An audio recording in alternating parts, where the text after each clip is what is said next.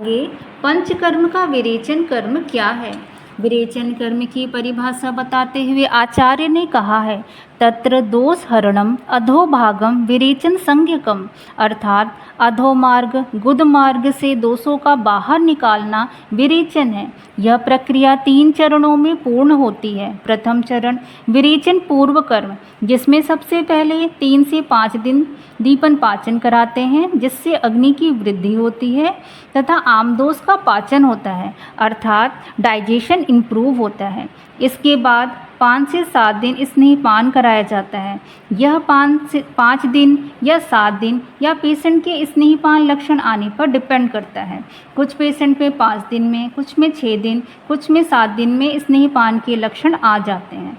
स्नेहपान के लक्षण जैसे कि त्वचा का स्निग्ध होना, मल का स्निग्ध होना, अधोभाग गुदमार्ग से स्नेह का निकलना। तत्पश्चात 3 दिन का विश्राम काल होता है, जिसमें सर्वांग स्नेहन स्वेदन होता है।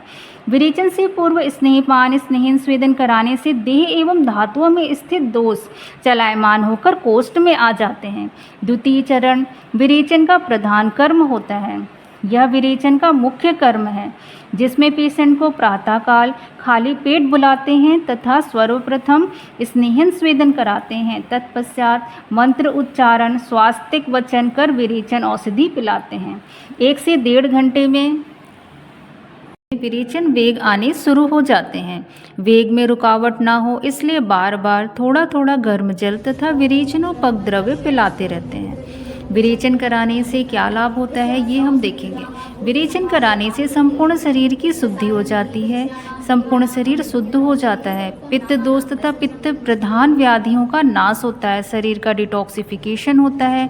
डाइजेस्टिव सिस्टम इम्प्रूव होता है। स्किन क्लियर होती है। वेट लॉस होता है। हार्मोन्स बैलेंस होते हैं।